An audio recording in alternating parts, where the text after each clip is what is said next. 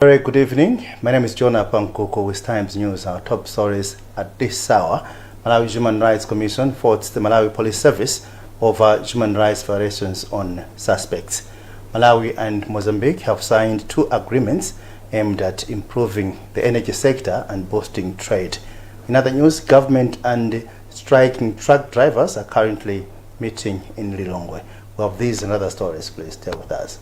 The Malawi Human Rights Commission, MHRC, is faulting the Malawi Police Service on human rights violations, citing cases where suspects died in police custody or shot outside police stations. This is after the Commission reported that Malawi continues to register cases of torture and inhuman or degrading treatment in police stations. It states that between 2021 and 2024, the Commission registered 73 cases of torture and 8 deaths in police custody. Kathy Molidi reports from Lirongwe. Speaking on Wednesday during a follow-up meeting with the Defense and Security Committee of Parliament, Ndanga noted that the police have not been handling some cases in a professional manner. Especially in terms of handling suspects who may have emotional stress or mental health issues. We noticed that there has not been professional handling of those cases, and in most cases maybe the suspects have ended up injured, and in a case of Karonga, one suspect died in custody, and in both incidences they were not taken to a professional health facility where they could be assessed or receive medical attention. In response, the Malawi Police Service Deputy Inspector General Haben Kandawire defended the officers that they were in some cases acting in self-defense. Nkandawire also denied accusations that the officers issued one another. You cannot conclude that Malawi Police Service is defensive, it defends its officers when you have not provided with a particular instance. I have given you examples of several police officers, fellow police officers that were investigated, arrested, prosecuted. So the issue of defending fellow police officers is neither here nor there. It doesn't arise. Commenting on the issues, the Defense and Security Chairperson, Salim Bagas, said the police should improve their working relationship with MHRC and the Independent Complaints Commission, ICC. All the stakeholders we met today, they have got challenges. So we have spoken to the Malawi Police to improve in their working relationship with Malawi Human Rights, as well as the ICC. So the ICC, the Malawi Human Rights, they should create a conducive platform with the Malawi Police, all of them, so that whenever there are issues, they should discuss issues before presented to Parliament. This was a follow-up meeting after the committee engaged the stakeholders 2 weeks ago. Malawi and Mozambique have signed crucial memorandums of understanding aimed at improving the energy sector and boosting trade of the 2 countries. President Lazarus Chakwera has described the agreements as key in enhancing the economic relationships between the 2 countries. He is optimistic that the opening up of the Nakara port to transport fuel and petroleum products from Mozambique to Malawi will reduce transportation costs, and the energy agreement will also reduce blackouts. Chakwera, together with his Mozambican counterpart, President Philip Nyusi, witnessed the signing ceremony of the agreements on energy formalized by energy ministers of the 2 countries. Under the agreements, Malawi seeks to negotiate for a convenient border post, simplified trade regimes, equal treatment of transporters, and tightened security to reduce the crossing of borders using uncharted roads. In his remarks, President Nyusi said the 2 countries will collaborate to ensure the agreements become practical so that the people of the 2 countries benefit. Now, stakeholders in the fight against HIV have raised concerns over the harmful influence of certain religious leaders who encourage people living with HIV to abandon their medication. University of Blantyre Synod Vice Chancellor Professor Isabel Apao Piri emphasized the dangerous consequences of beliefs that faith alone can cure HIV and AIDS. She was speaking during a 2-day consultation meeting organized by the university in Blantyre in collaboration with the World Council of Churches and UNAIDS. More in this report by Ruelen Basa, but the report is being read by Sambana Jr. The consultation meeting, part of the 2024 Training of Trainers program, was aimed to address the misinformation surrounding HIV treatment and the role of faith in promoting health and holistic healing. There are so many people that have been prayed for and they have stopped medication. And then they were just wondering, what is the faith community saying about this issue? How can the faith community work with the government and the civil society and the health sector to promote maintenance of taking medication for HIV, whilst at the same time we are praying for holistic healing. Chairperson of the Malawi Council of Churches, Reverend Bile Gama, said by spreading accurate information, faith communities can play a vital role in saving lives. There have been some faith-based leaders that have been saying, we have prayed for you, stop taking your ARVs or ART, and that is not correct.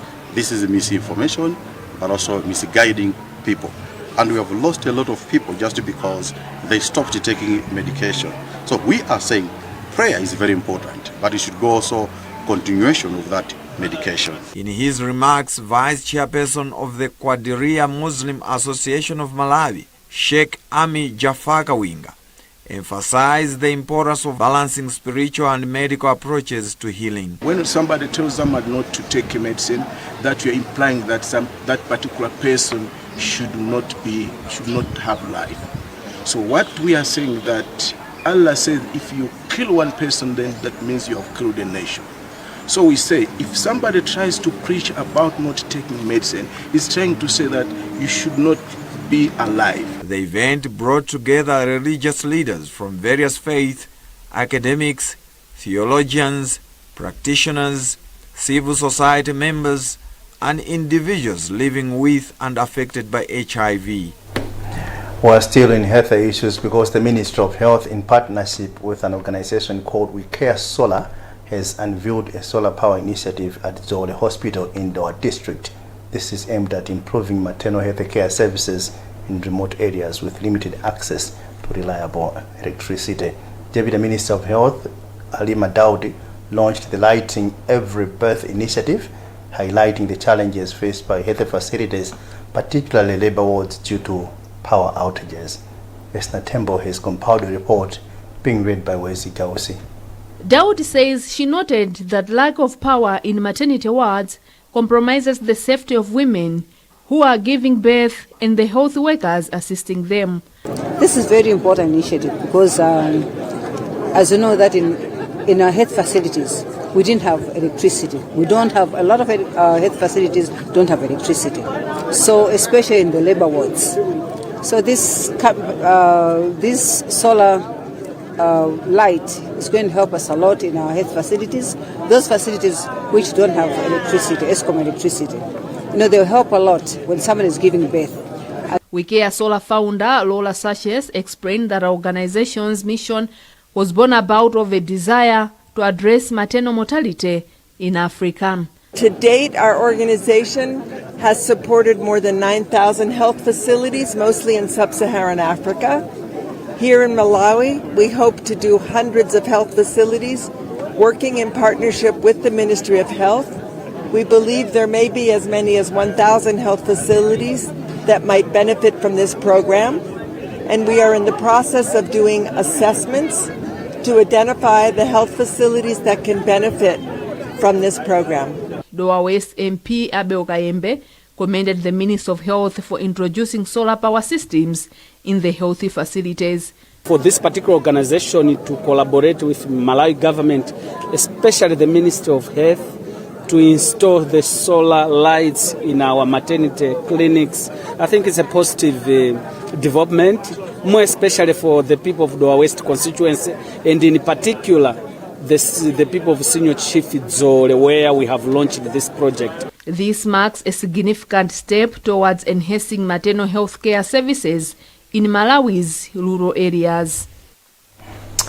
Now, Lilongwe Rural East Community Children's Parliament in Nkoma in Lilongwe wants Lilongwe District Council to look into issues of sexual harassment involving a 13-year-old girl and a chief. It's reported that the High Court acquitted the chief in question after the Magistrate Court sentenced him to 20 years imprisonment. For a full story, here's Miriam Dambo. Speaker of the Lilongwe Rural East Children's Parliament, Billy Ashani, presented the issues during a closing of a 3-day Children's Parliament session in Nkoma. Ashani said they're fighting for justice for the youth and they believe authorities will act upon the resolutions. District Commissioner for Lilongwe, Lawford Palani, said issues which the Children Parliament has raised are real and they will sit down and deliberate on the issues the Children of Parliament has passed. Council comprises of traditional leaders, and not only traditional leaders, we have councillors and members of parliament. This form the council. So we work through committees, and if this issue be brought to the committees, then it will be discussed at that level, and the full council will deliberate it and see what will be the way forward. So I'm 100% assured that this issue will be sorted out. Programs Manager for World Vision Malawi, Harold Montali, encouraged government and stakeholders to act on the issues raised and assured support to the Youth Parliament by saying they are working with other stakeholders to see the possibility that the government can appeal to the Supreme Court. We are amazed at the outcome, but then also realizing that we are a law-abiding institution. This is the High Court that ruled that there was lack of evidence. So we are just working with other stakeholders just to appreciate the reasons behind the discharge. Some of the pertinent issues which came out of the meeting are the use of drugs, inadequate learning materials, and poor road infrastructure in the area. As Malawi strives to have its sectors digitalized, the country's internet penetration remains low. It's currently at 36.9%, with stakeholders now calling for collaborations to improve internet access. In Malawi, access to internet is being affected by various factors, including high cost of smartphones, data, digital illiteracy levels, and lack of electricity access. For a full story, here's Weston Marekezo. The Malawi Communications Regulatory Authority, MACLA, reports that currently Malawi has about 14 million active SIM cards, with 1 million of them in smartphones. Speaking at a National Youth Conversation in Mzuzu on Wednesday, MACLA Director General Daud Suleiman said though Malawi is one of the countries with cheapest data in Africa, the country's economic indicators bills it otherwise. Suleiman said the licensing of Starlink Internet Service Company was also a move to facilitate competition such that consumers have a choice. Data is not that affordable at the Malawi economic level using Malawi economic indicators.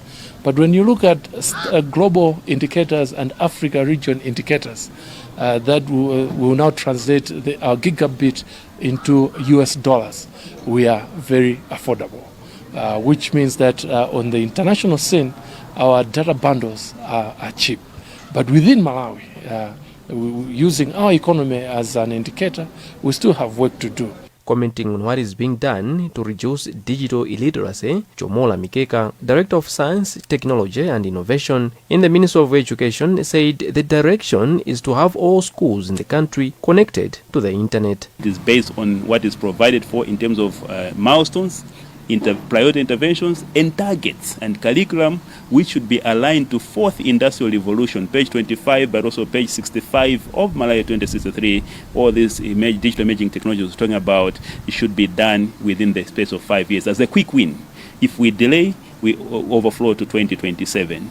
By 2030, we should be talking of a transformative education curriculum that is digital ready, enhanced with all the teaching and delivery mechanisms also supporting the same. Meanwhile, Duncan Ichiani, National Youth Council of Malawi board chairperson, whose organization convened the National Youth Conversation, said Malawi's developmental aspirations are hinged on digitalization. We want young people to make serious contributions, to make tangible contributions towards the development of this country, and also to say what kind of a country they want in terms of various aspects. I mean, like, as we are saying in topics we are able to discuss. The event was held under the theme, Bridging the Digital Divide, Are Malawian Youth Ready to Lead in the Digital Revolution Towards Malawi 2063?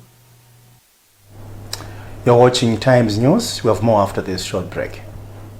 Welcome back. And in news just coming in, Ministry of Labour officials and the striking truck drivers are currently locked up in a meeting in Lilongwe. General Secretary for the Professional Drivers Union Patson Moleni and Information Minister Moses Konkuyo have confirmed the development a while ago. The drivers are pushing for improved working conditions. We'll update the story as events from the meeting unfold. Now, the National Bank of Malawi has provided financial support of 3 million kwacha to the Institute of Internal Auditors Malawi as it prepares for its annual general meeting in Mangochi. The bank's internal auditors manager, Sarah Gondwe, says the gesture showcases their support and commitment to the internal audit profession.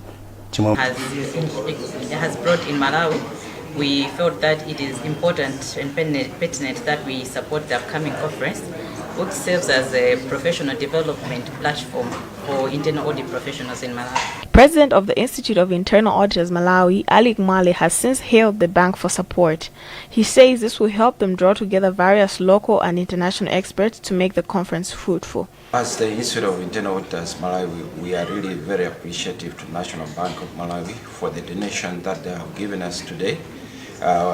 Basically what we are doing, we are about to host 2 important events. The Institute of Internal Auditors Malawi has been in existence for 25 years now, so we are celebrating our silver jubilee.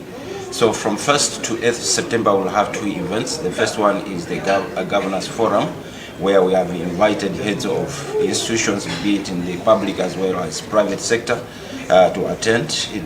Basically, we at this event will be discussing issues on governance, that is on the way organizations are supposed to be operating in accordance with best standards. National Bank hopes the conference will bring about knowledge on how internal audit can move at the same pace with the rapid advancement of technology.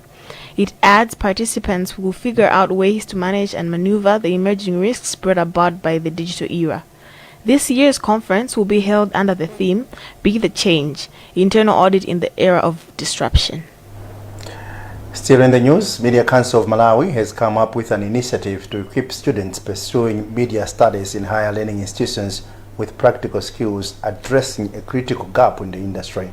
The move follows observations that many students lack adequate hands-on experience. Its Executive Director, Moses Kaofa, said this during the signing ceremony of a Memorandum of Understanding with Sherwood University in Lilongwe. Esna Temple has compiled a report being read by Brenda Kayo.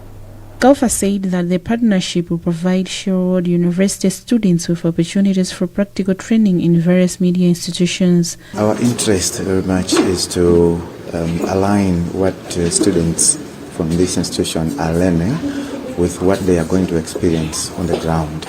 So we are actually trying to bring in a test, a practical test into the field of media and communications. Bachelor of Arts. Sherwood University Vice Chancellor Theodora Musamba hailed the partnership, stating it will significantly enhance the standards of media students trained at the institution. This will give us an opportunity to have our curriculum reviewed by Media Council, so that our curriculum should carry current issues and emerging issues that are pertinent in the media field. And further to that, this will offer the university an opportunity to have the students trained, be part of any developments that are happening in the media field. This collaboration aims to bridge the gap between academic theory and practical application, producing well-rounded media professionals. Now, at a time when unemployment remains high in the country, one young man, Joseph Kaluzi, has mapped his own destiny as a young entrepreneur. This is despite graduating with a degree in environmental science years back. The 27-year-old owns and runs a media film called Alpha Creations in Blantyre. He is definitely an inspiration to many youths who still struggle for a living. For a full story, here's Daniel Ziwa. 4 years ago, Joseph Kaluzi left the corridors of the Malawi University of Business and Applied Sciences, MOBAS, with a bachelor's degree in environmental science. But he never got employed in his field. Today, he safely calls himself a young entrepreneur as he owns and runs a media film called Alpha Creations in Blantyre. Joseph believes talent and skills development in entrepreneurship could help address some economic challenges facing most youths in the country. Out there, there are a lot of problems that the youth can solve, and every time somebody solves a problem, trust me, that is money in the current generation that we're in. So when people think outside the box, when people get out of their comfort zone, then they see the world differently. Because sometimes when you're too focused on your comfort zone, it really shuts your eyes and you can't see far. He discloses plans to expand his company to accommodate the skills related to his profession.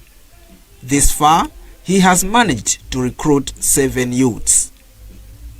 Small and Medium Enterprise Development Institute SMAID Director Francis Mwamadi says the government is committed to empowering youths in entrepreneurship. But he observes the country still struggles to boost the business environment, a situation he says leads to relentless high unemployment rates. You might be aware that currently the government of Malawi, through those banks, is implementing the financial inclusion and international scale project, which is basically providing affordable financing to small businesses. Unlike the conventional rates that they get from the financing sector, they are getting financing at a more subsidized rate. For us, this is a step in the right direction because once they get affordable financing, they'll have enough room now to be able to expand their businesses. Further to that, government has got programs to provide capacity building to the small businesses. In July last year, Malawi launched the 2023 Population Week with the revelation that only 9% of the country's population is in labor workforce. And that feature ends our evening news bulletin. But before we go, a look at headlines once again. Malawi's Human Rights Commission has faulted the Malawi Police Service over human rights violations on suspects. Malawi and Mozambique signed 2 agreements aimed at improving the energy sector and boosting trade. In other news, government and striking truck drivers are currently locked up in a meeting in Lilongwe. You have been with me, Jonah Pankoko. Good night.